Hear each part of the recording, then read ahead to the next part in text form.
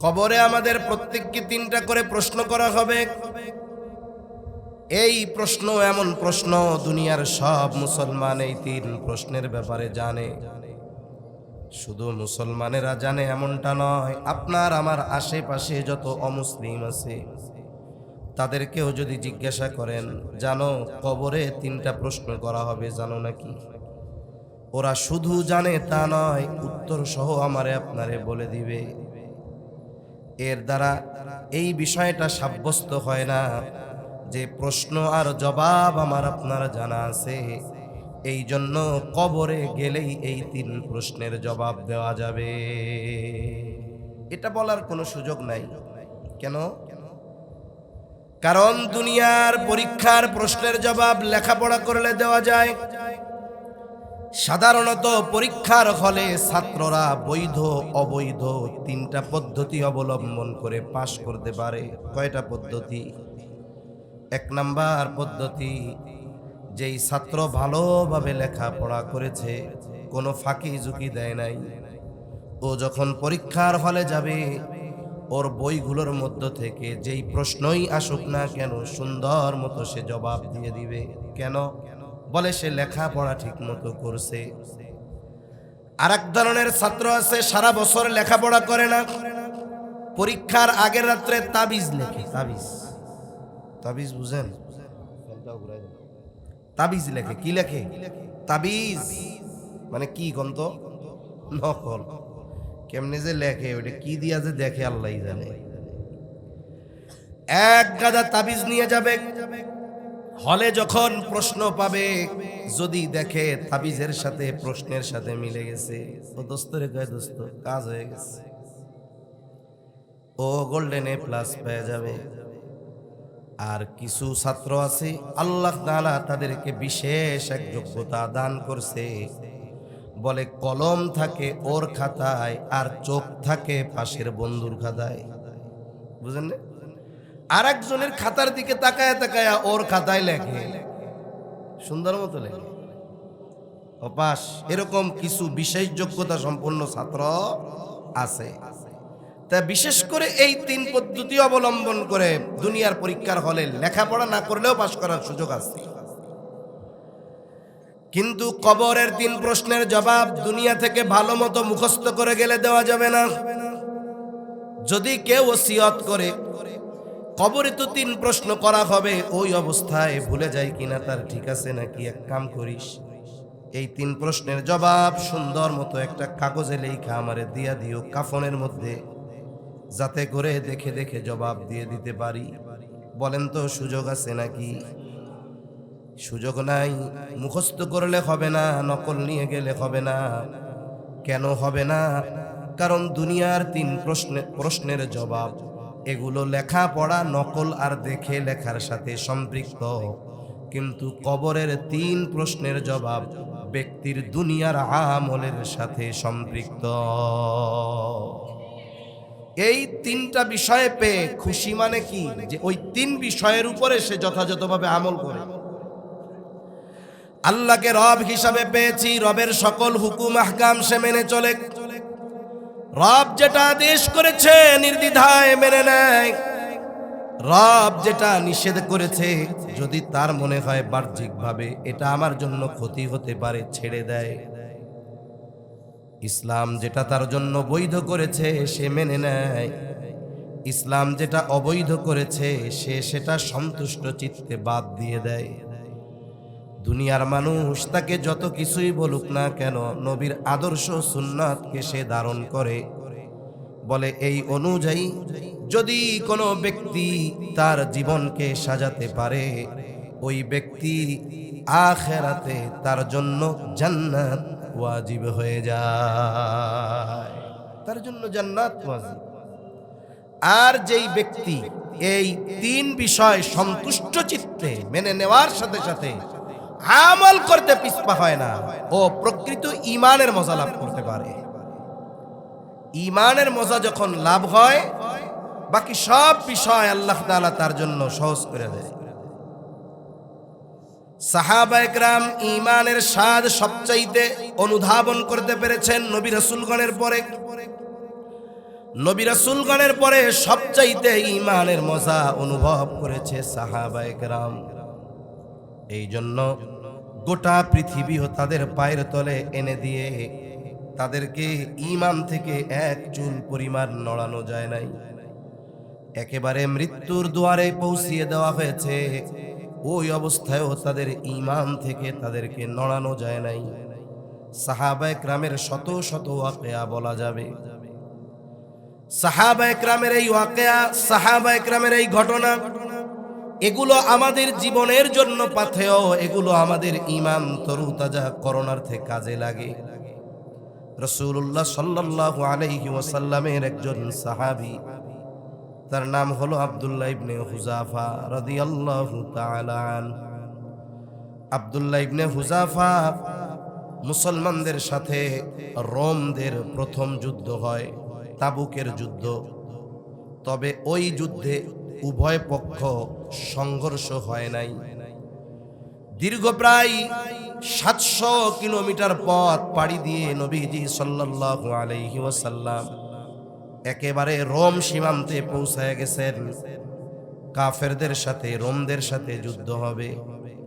কিন্তু আল্লাহ তাআলা রোম সৈন্যদের অন্তরের মধ্যে নবীজির ভীতি ঢুকায়া দিছেন। তারা পালিয়ে গেছে, চলে গেছে, বিনা যুদ্ধে তাবুকে মুসলমানেরা জয়লাভ করছে। দ্বিতীয় খলিফা, খলিফাতুল মুসলিমিন হযরত ওমর রাদিয়াল্লাহু তাআলা আনহুর সময় সর্বপ্রথম রোমদের সাথে মুসলমানদের সরাসরি যুদ্ধ সংগঠিত হয়। এর আগে যেটা হয়েছে, ময়দানে লড়াই হয় নাই। হযরত ওমর রাদিয়াল্লাহু তাআলা আনহুর সময় মুসলমানদের পরিস্থিতি এমন, গোটা পৃথিবীর যেদিকেই যাও মুসলমানদের জয় জয়কার। পৃথিবীর বড় বড় শক্তিশালী বাহিনীগুলো মুসলমানদের কাছে পদদলিত, পরাজিত। রোম সম্রাট তার সেনাপ্রধানকে আদেশ করলো, শোনো, মুসলমানদের সাথে যুদ্ধ হবে। মুসলমান সৈন্যবাহিনীর শক্তি সামর্থ্যের কথা আমরা অনেক শুনেছি, তবে কোন কারণে মুসলমানদের এমন পাওয়ার, কোন যোগ্যতার কারণে মুসলমানেরা এত শক্তি অর্জন করছে, এর কারণটা বের করো, বিশ্লেষণ করো, বাহির করো। এইবার বাদশার আদেশে, রোম সম্রাটের নির্দেশে গোয়েন্দা প্রধান মুসলমান সেনাবাহিনীর মধ্যে চলে গেলেন তদন্ত করার জন্য কোন পাওয়ারে মুসলমানদের এমন জয় অর্জিত হয়। সমস্ত খবরাখবর নিয়ে তিনি চলে আসছেন বাদশার কাছে। বাদশাহ জিজ্ঞাসা করে, মুসলমানদের সৈন্য সংখ্যা কি আমাদের চাইতে বেশি? বলে, না বাদশাহ, সৈন্য সংখ্যা আমাদের চাইতে বেশি নয়, বরং আমাদের চাইতে অনেক কম। অনেক সময় যুদ্ধ জয়ের অন্যতম কারণ থাকে সৈন্যর সংখ্যাধিক্য, কিন্তু মুসলমানেরা সংখ্যায় আমাদের চাইতে কম। তাহলে অস্ত্র শস্ত্র আমাদের চাইতেও অত্যাধুনিক নাকি?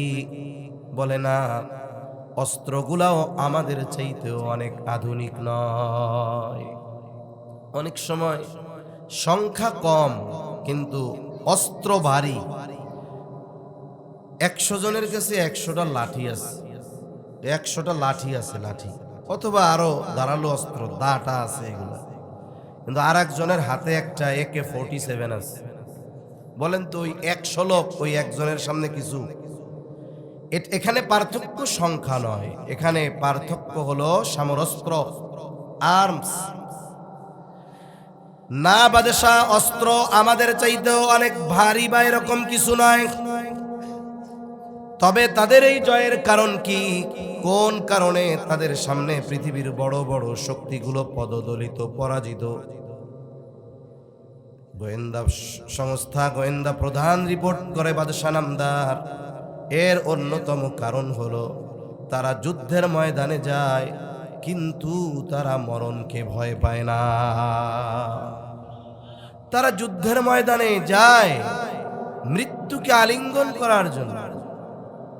তারা মনে করে যদি কাফেরদের বিরুদ্ধে লড়াই করে তাদের জীবন চলে যায় তাহলে শাহাদাতের মর্যাদা অর্জন হবে, এটা তাদের জন্য বড় পাওয়া। এই যে মৃত্যুর ভয় তাদের নাই, এটাই তাদের জয় হওয়ার অন্যতম কারণ। বাদশা বলে, বলো কি, দুনিয়ার মানুষ বাঁচতে চায় আর এই মানুষগুলো মরতে চায়। কোন জিনিস তাদের অন্তর থেকে এই মৃত্যু নামক ভয়কে দূর করে দিল? এই যে মৃত্যুর ভয়, এটা তাদের অন্তর থেকে দূর করে দিয়েছে কোন জিনিস? বলে এটা হলো তাদের ঈমান, আল্লাহর মুহাব্বত, নবীর মুহাব্বত।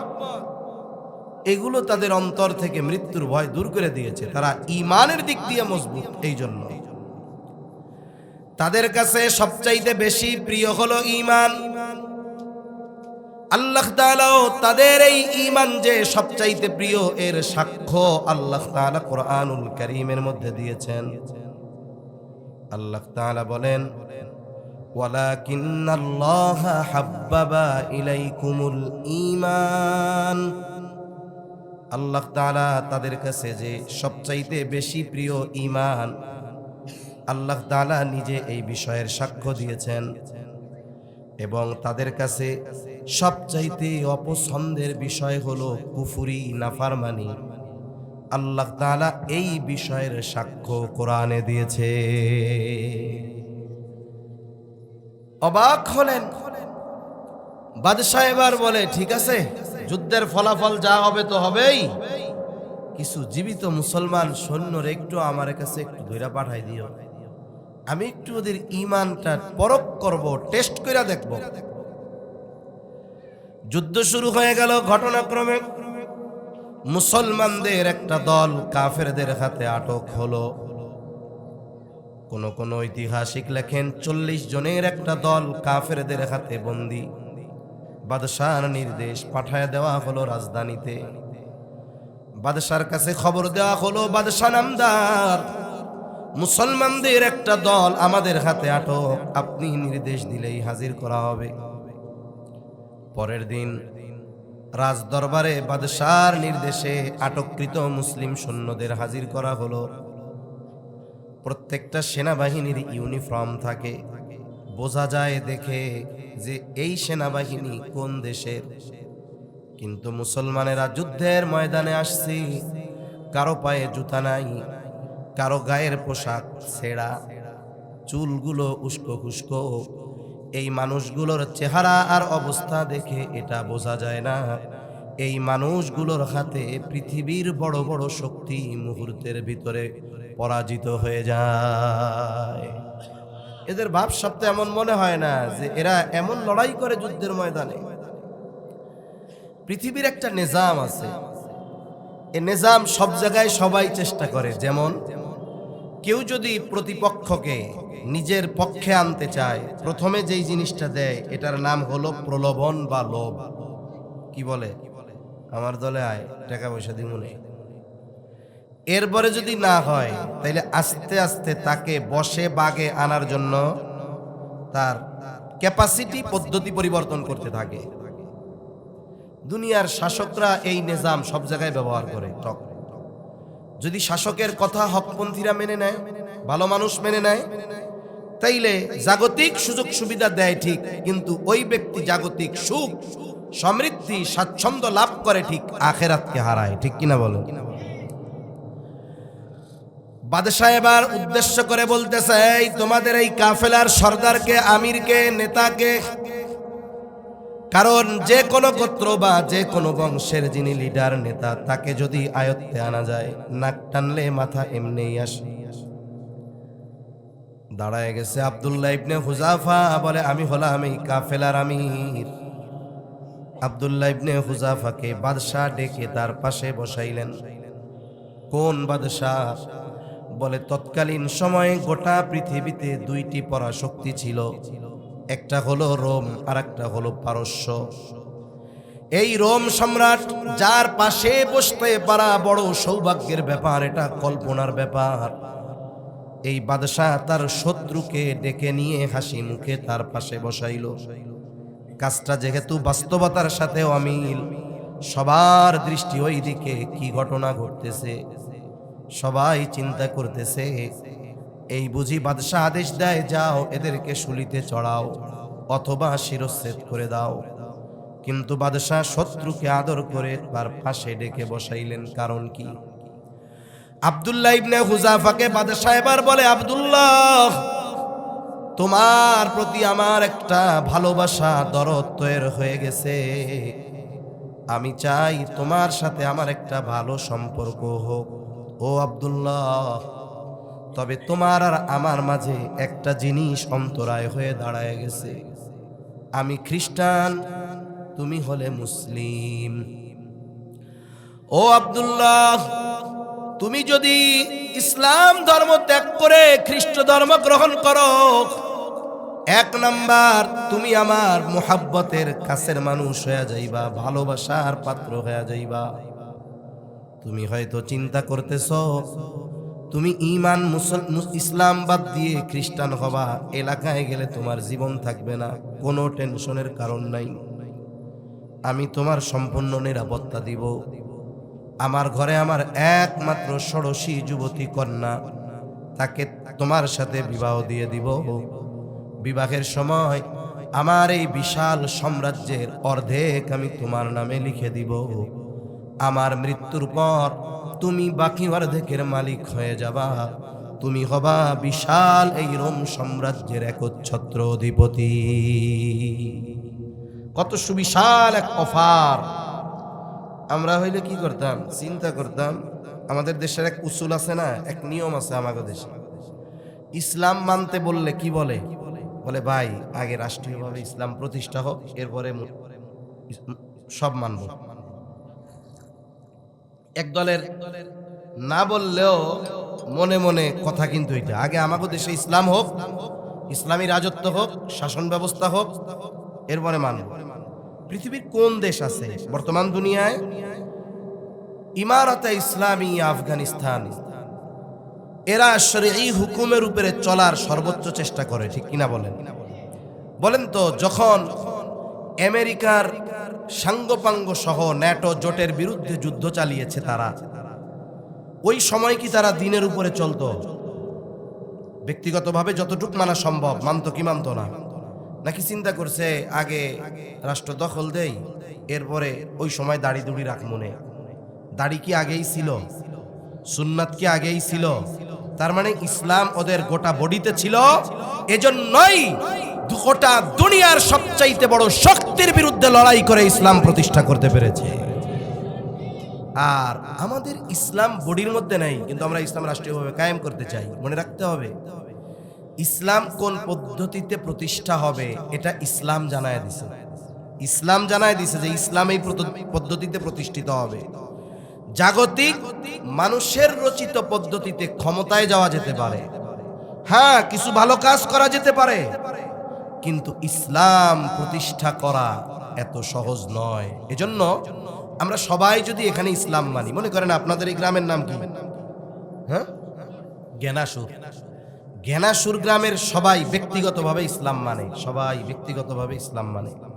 বলেন তো, এই গ্রামে অনইসলামিক কাজ হওয়া সম্ভব? জোরে বলেন সম্ভব? এই গ্রামে সুদ সম্ভব? এই গ্রামে ঘুষ সম্ভব? কেন সম্ভব নয়? সবাই ব্যক্তিগত অবস্থা থেকে ইসলাম মানায় অভ্যস্ত। ব্যক্তি থেকে কি হয়? পরিবার হয়। এখন একটা পরিবার ইসলাম মানে, কয়েক পরিবার মিলে একটা পাড়া বা সমাজ হয়, সমাজের সবাই ইসলাম মানে, কয়েকটা সমাজ বা পাড়া মিলে একটা গ্রাম হয়, তার মানে এই গ্রামের সবাই ইসলামের উপরে আছে। এজন্য ইসলাম প্রতিষ্ঠার জন্য সর্বপ্রথম নিজেদেরকে পরিপূর্ণ ইসলামের আলোকে সাজাতে হবে।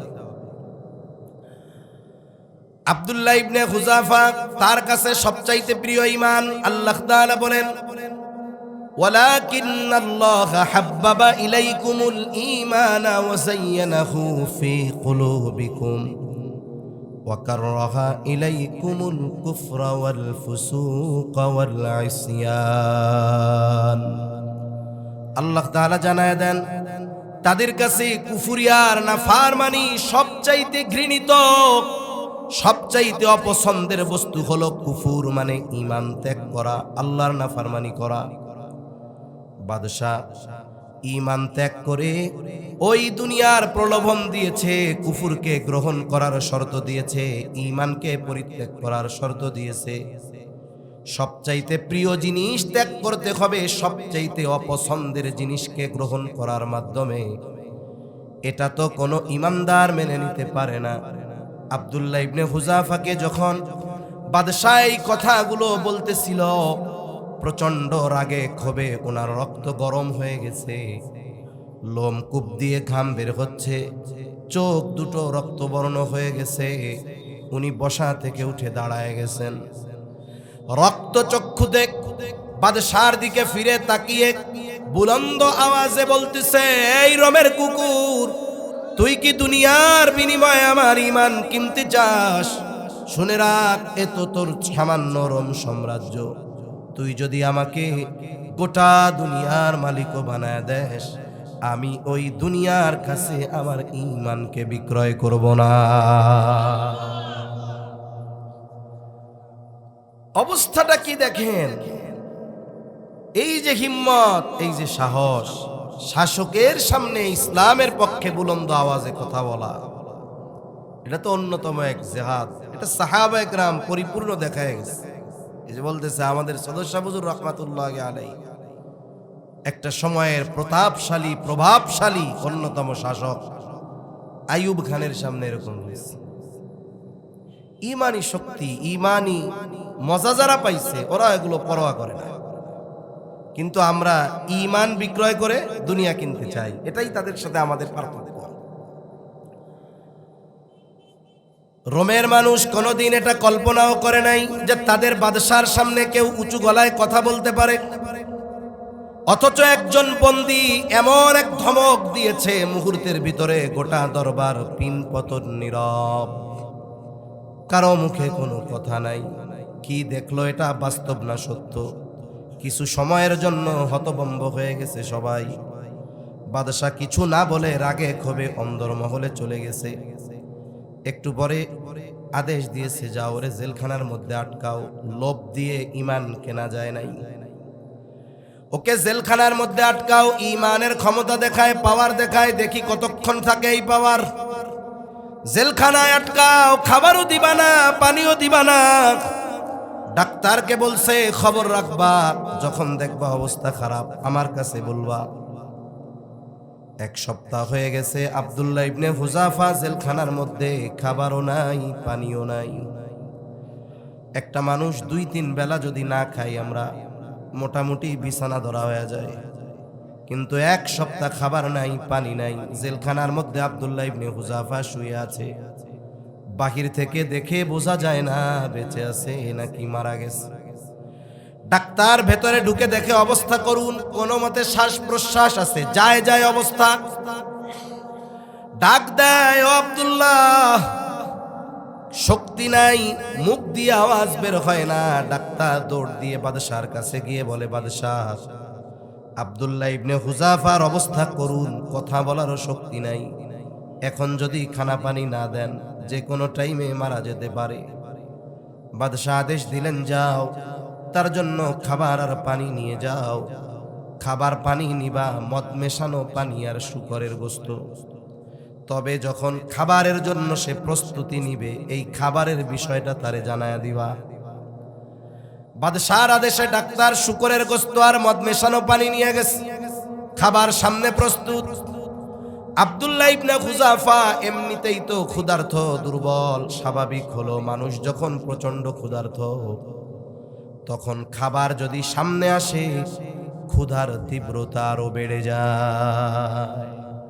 রোজার মাস, আষাঢ় মাসে রোজা গেছে, ভাদ্র মাসে রোজা, সব চাইতে লম্বা সময়। সাহারি খাওয়ার পর আস্তে আস্তে একটা সময় মোটামুটি রোজা শরীরের সাথে মানায় নেওয়া হয়ে যায়, দীর্ঘ সময় থাকতেছে। কিন্তু ইফতারের 5 মিনিট আগে সামনে যখন ইফতার, আজান হইতে বাকি কয় মিনিট? 5 মিনিট। অথচ এর আগে 14.5 ঘন্টার উপরে না খেয়ে আছে, সমস্যা নাই। কিন্তু ওই 5 মিনিট যখন সামনে খাবার, আল্লাহ, ওই 5 মিনিট মনে হয় 5 ঘন্টা। একটু পর পর কয়, কি রে আজকে মনে হয় 300 সেকেন্ডে মিনিট রে, একটু বলে কি রে আজান দেয় নাকি? তার মানে এই 5 মিনিট লম্বা সময় কেন লাগে? ওই যে খাবার সামনে আসছে, পাকস্থলী তো দীর্ঘ সময় খাবার না পাইয়া ঘুমায় পড়ছে, যে বুঝছি কাম সারা। খাবার যখন আসছে চোখ দিয়া দেখছে, ব্রেন থেকে সিগন্যাল চলে গেছে ওর পাকস্থলীতে, ওই দোস্ত খাওয়া নাইছে, কিন্তু এবার ও হা করে ঢুকছে। যেই হা করছে সাথে সাথে এখন ওই খাবার যতক্ষণ না খাচ্ছে ভাল লাগতেছে না, সময়টা দীর্ঘ মনে হইতেছে। উনিও চিন্তা করছে খাবার সামনে দিলে যখন ক্ষুধার্ত থাকবে, হারাম খাবার হইলেও এক সপ্তাহ খায় না, গাপুস গুপুস করে খায়া নিলে। এটা একটা পলিসি, কারণ এক সপ্তাহ খাবার দেয় নাই, এতে তার দৈহিক দুর্বলতা আসছে। এখন যদি হারাম খাওয়ানো যায়, ঈমানি দুর্বলতা চলে আসবে। আব্দুল্লাহ ইবনে হুযাফার সামনে খাবার প্রস্তুত। বাদশার ডাক্তার বলে, আব্দুল্লাহ তোমার অবস্থা খারাপ, খাবার পানি যদি না খাও বিপদের আশঙ্কা আছে। তবে শুনো, খাবার কিন্তু শূকরের গোশত আর পানি হলো মদ মেশানো পানি। একটু আগে আব্দুল্লাহ ইবনে হুযাফা মুখ দিয়ে কোনো আওয়াজ বের হয় না, যখনই কানে আওয়াজ গেছে শূকরের গোশত আর মদ মেশানো পানি। ঈমানের পাওয়ার এমন, আব্দুল্লাহ ইবনে হুযাফা ঈমানি আওয়াজে বলতেছে, ডাক্তার এগুলো সরায় ফেলো, না হলে কিন্তু লাথি মেরে সব ফালায়া দিব। আমি মরে গেলেও হারাম ঠোঁটের সাথে লাগাবো না। বাদশার কাছে চলে গেছে ডাক্তার, বলে ডাক্তার বাদশাহ অবস্থা বুঝলাম না, একটু আগে ক্ষুধার্ত এত দুর্বল কথা বলতে পারে না, যখন বলছি খাবার শূকরের গোশত আর মদ মেশানো পানি, শক্তি কোথা থেকে আসলো জানি না। বাদশাহ এবার চূড়ান্ত সিদ্ধান্ত নিলেন, সর্বোচ্চ ভয়ভীতি প্রদর্শন করা হবে। আদেশ দিলেন, বড় পাতিলের মধ্যে তেল গরম করো, কড়াইয়ের মধ্যে তেল গরম করো। ঐতিহাসিকদের থেকে দুইটা বর্ণনা পাওয়া যায়। এক বর্ণনা, বাদশাহর উপস্থিতিতে আব্দুল্লাহ ইবনে হুযাফাকে হাজির করা হলো, শুলিতে চড়ানো হলো। শুলি ওই যে ক্রুশ আছে খ্রিস্টানদের, ওই রকম একটা কাঠের সাথে উঁচু করে দুই হাত দুই দিকে বেঁধে পা বেঁধে রাখা হলো। সামনে তীরন্দাজ, তীর নিক্ষেপ করা হবে তার বুকে মুখে, গোটা দেহ ক্ষতবিক্ষত হয়ে যাবে। তীরন্দাজদেরকে আদেশ দেওয়া হলো তীর মারবা, তবে গায়ে যেন না লাগে, ভয় দিবা। তীরন্দাজেরা আশেপাশে তীর মারে আর ভয় দেয়। আর বাদশাহ বলে, আব্দুল্লাহ এখনো সুযোগ আছে, কথা মানো, ছাড় পায়া যাবা। যেই ওয়াদা যেই প্রতিশ্রুতি তোমার সাথে দেওয়া হয়েছে সেগুলো পূরণ করা হবে। ঈমানি পরীক্ষার একটা স্তর আছে, স্তর বলে ওই স্তর যখন কেউ অতিক্রম করে, পরীক্ষা যত কঠিন হয় তার ঈমানের শক্তি তত বাড়তে থাকে, তখন তার মৃত্যুর ভয় থাকে না।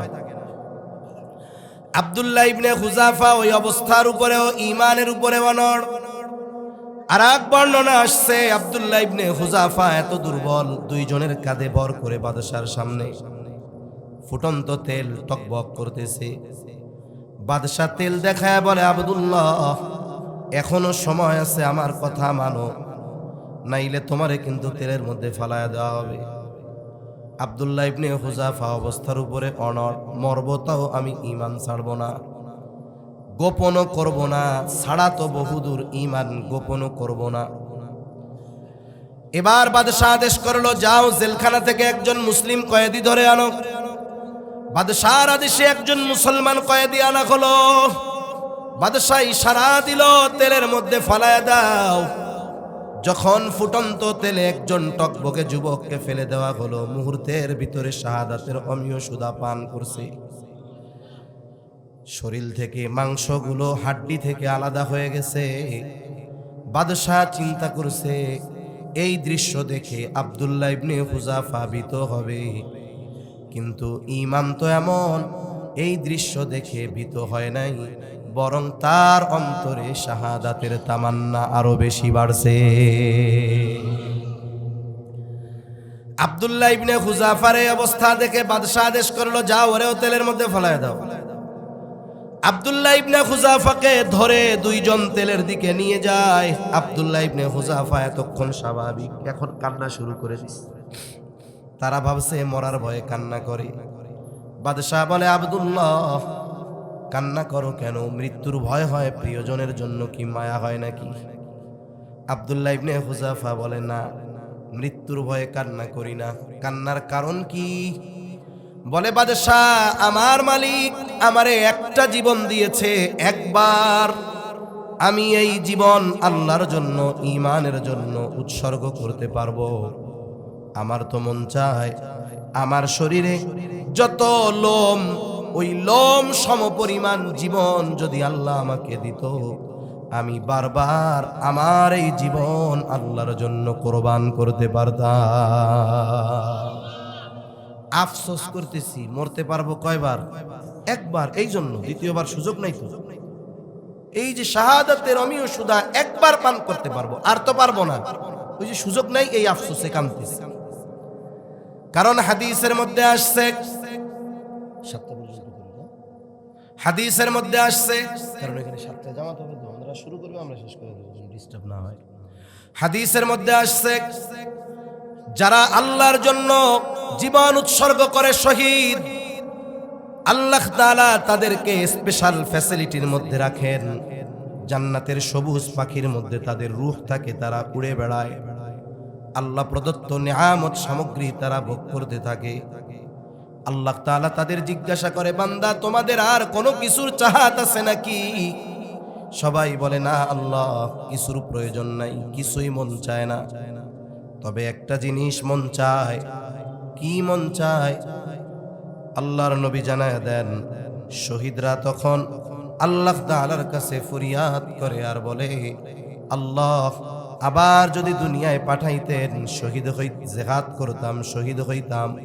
আবার পাঠাইতেন, আপনার রাস্তায় জিহাদ করতাম, শহীদ হইতাম। শুধু একটা জিনিস মন চায়। তাহলে প্রকৃতপক্ষে যারা শাহাদাতের মতো সৌভাগ্যবান হয়েছে, শহীদ হতে পেরেছে, ওদের আফসোস কি? আবার যদি শহীদ হইতে পারতাম। বাদশাহ আহলে কিতাব আল্লাহরে বিশ্বাস করে, ও চিন্তা করতেছে এটা কেমন মানুষ, এত কিছুর লোভ দিলাম, নড়াচড়া নাই, খাবার দিলাম না, নড়াচড়া নাই, এক অবস্থার উপরে অটল, তেলের মধ্যে ফালায়া দিতে চাচ্ছি, এখনো সেই ইমানের উপরে অটল। তাইলে এটা সাধারণ মানুষ না। একটা কথাও তো মানাইতে পারলাম। এখন যদি বাদশাহরে তেলের মধ্যে ফালায়া দিতে বলে, তাহলে বলেন তো আব্দুল্লাহ ইবনে হুযাফা শহীদ হয়ে যেত, কিন্তু হাইরা যাইতো? কারণ বাদশাহ তাকে তার অবস্থা থেকে টলাইতে পারে না। বাদশাহ এবারে বলে, আব্দুল্লাহ, কিছু লাগবে না, তুমি শুধু আমার কপালে একটা চুমা দাও, আমি তোমারে নাত ছাইড়া দিব, মুক্ত কইরা দিব। আব্দুল্লাহ ইবনে হুযাফা চিন্তা করে, বাদশাহ, আমার জীবনের বিনিময়ে আমি তোর কপালে চুমা দিব না। এবার পাল্টা শর্ত দিচ্ছে, আমি তোমার কপালে একটা চুম্বন করতে পারি, শর্ত হলো তোমার জেলখানায় যত মুসলমান কয়েদি আছে সবাইকে যদি মুক্তি দেওয়ার ওয়াদা দাও, তাইলে তোমার কপালে আমি একটা চুম্বন করতে রাজি। বাদশাহ চিন্তা করে, শর্ত মাইনা কমপক্ষে চুমাটা খাই, কোনো কিছুই তো মানাইতে পারলাম না। বলে, হ্যাঁ, আমি প্রতিশ্রুতি দিলাম। এইবার আব্দুল্লাহ ইবনে হুযাফা বাদশাহর কপালে একটা চুম্বন করলেন। বাদশাহ প্রতিশ্রুতি রক্ষা করলেন, ওয়াদা রক্ষা করলেন। বিশাল এক দল নিয়ে আব্দুল্লাহ ইবনে হুযাফা খলিফাতুল মুসলিমিনের সাক্ষাতে মসজিদে নববীর মধ্যে যখন তিনি এই ঘটনা শোনান, হযরত ওমর রাদিয়াল্লাহু তাআলা আনহু বলেন, তোমরা সকলে আব্দুল্লাহ ইবনে হুযাফার কপালে এক একটা করে চুম্বন দিবা। এই কথা বলে হযরত ওমর রাদিয়াল্লাহু তাআলা আনহু সর্বপ্রথম আব্দুল্লাহ ইবনে হুযাফার কপালে একটা চুম্বন দিয়ে দিলেন। যেই কথাটা বোঝানোর জন্য সাহাবা একরামের এই ওয়াকিয়া বলা, শুধু এটা মজার জন্য নয়, ভালো লাগার জন্য নয়। এই মানুষগুলো ঈমানের প্রকৃত স্বাদ লাভ করেছে, এই জন্য গোটা পৃথিবী ভয় ভীতি সমস্ত কিছু দিয়েও তাদেরকে তাদের ঈমান থেকে এক চুল পরিমাণ নড়ানো যায় না। এই মানুষগুলোই সর্বোচ্চ প্রমাণ দিয়েছে নবী রাসূলগণের পরে যে তারা আল্লাহকে রব হিসাবে পেয়ে কেমন খুশি। এজন্য গোটা পৃথিবী একদিকে আল্লাহর নাফরমানি তারা পছন্দ করে না। ইসলামকে প্রতিষ্ঠিত করার জন্য যত কিছু করা দরকার, কোনো কিছুর ব্যাপারে তারা পরোয়া করে নাই। নবীজির আদর্শের ব্যাপারে তারা কোনো ছাড়ের সুযোগ রাখে নাই।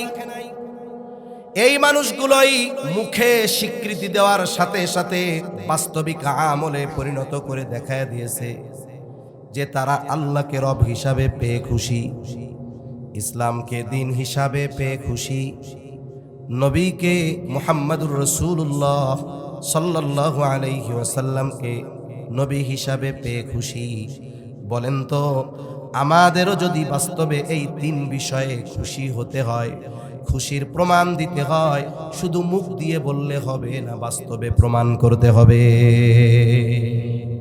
তাহলেই এই কথার সত্যায়ন করা হবে, এই কথাকে বাস্তবের উদ্যান হবে, আর আমাদের জন্য জান্নাত ওয়াজিব হয়ে যাবে। নবীজি সাল্লাল্লাহু আলাইহি ওয়াসাল্লাম এই জন্য বলেন, যাকাত আমাল ঈমান মান রাদিয়া বিল্লাহি রাব্বান ওয়া বিল ইসলামি দীনান ওয়া বিমুহাম্মাদিন নাবিয়্যান ওয়া রাসূলা। ওই ব্যক্তি ঈমানের মজা লাভ করছে, ঈমানের স্বাদ আস্বাদন করতে পেরেছে, যে আল্লাহকে রব হিসাবে পেয়ে খুশি হয়েছে।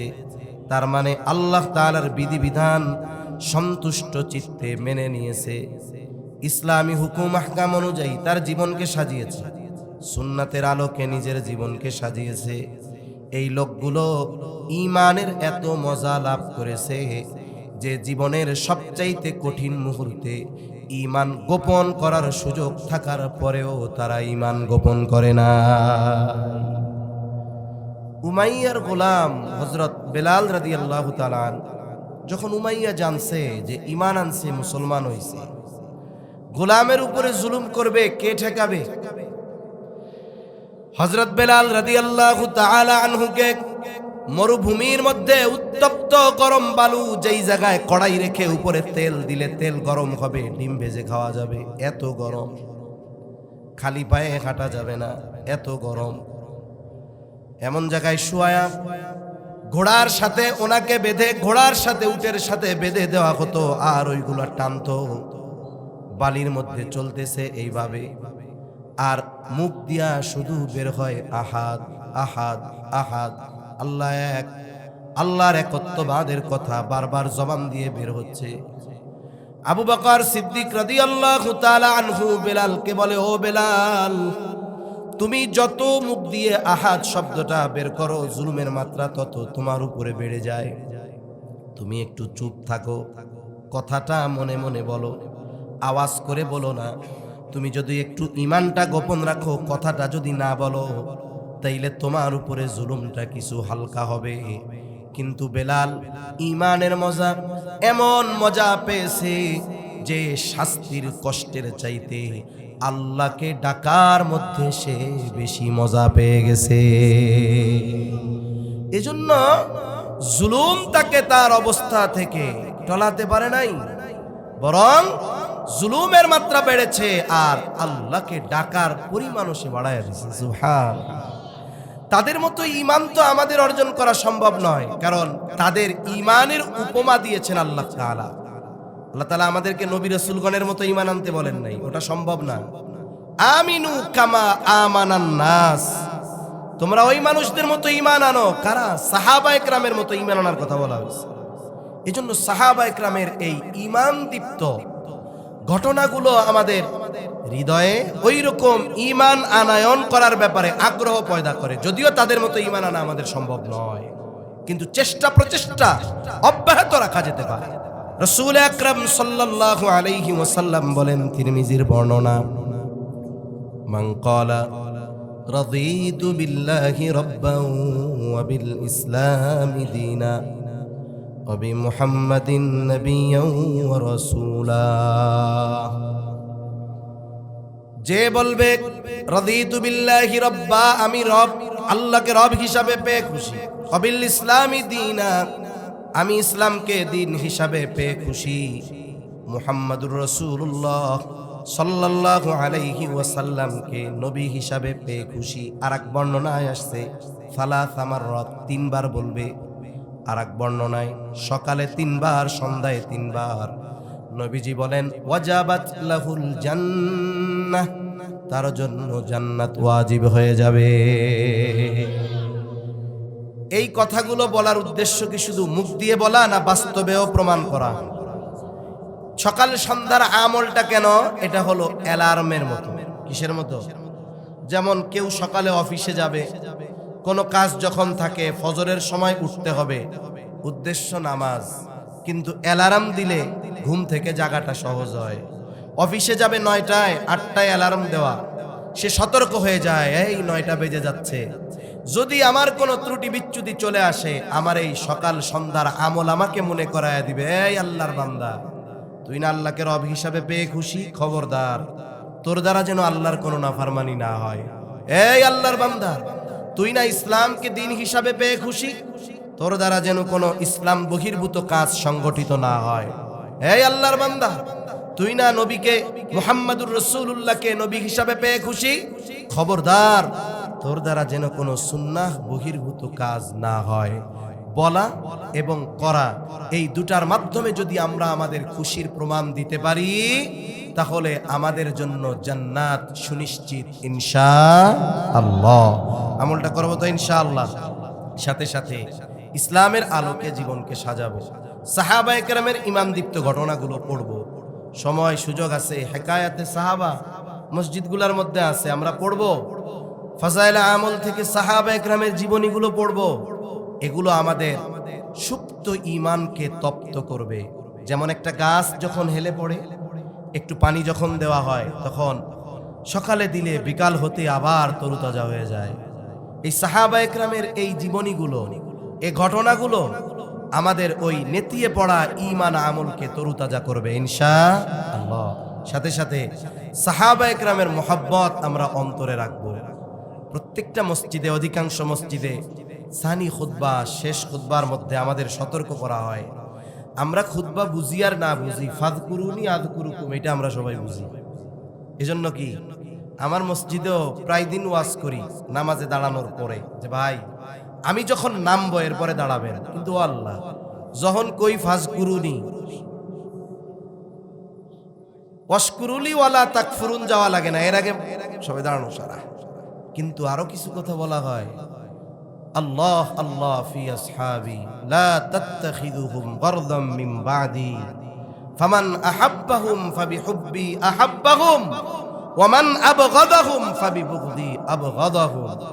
আল্লাহর নবী সতর্ক করে দিয়ে গেছেন, খবরদার, হুঁশিয়ার, আমার সাহাবায়ে কেরামকে তোমরা সমালোচনার পাত্র বানাবা না। আল্লাহ আল্লাহ ফি আসহাবি লা তাত্তাখিযুহুম গারদাম মিন বাদি ফামান আহাব্বাহুম ফাবিহুব্বি আহাব্বাহুম ওয়া মান আবগাদাহুম ফাবিবুগদি আবগাদাহুম। যারা তাদেরকে মুহাব্বত করবে তারা আমারে মুহাব্বত করবে, আর যারা তাদের সাথে শত্রুতা বিদ্বেষ লালন করবে তারা কেমন যেন নবীজির সাথে বিদ্বেষ লালন করবে।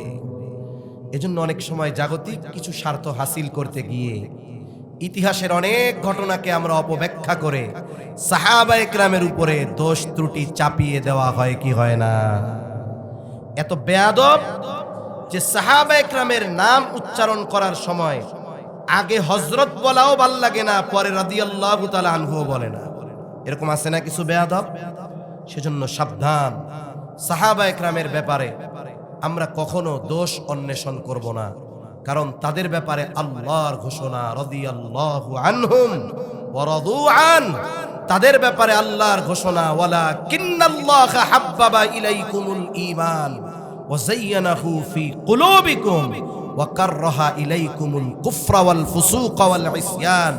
এরপরে ওয়া উলাইকা হুমুর রাশিদুন, তারা যে সৎপথ প্রাপ্ত, তাদের উপরে আল্লাহ সন্তুষ্ট, তারা আল্লাহর উপরে সন্তুষ্ট ঘোষণাকার। আল্লাহ তাআলা আমাদের সকলকেও এই মকবুল জামাতের অনুসরণ করে ঈমানের স্বাদ অনুধাবনের তৌফিক আল্লাহ দান করেন।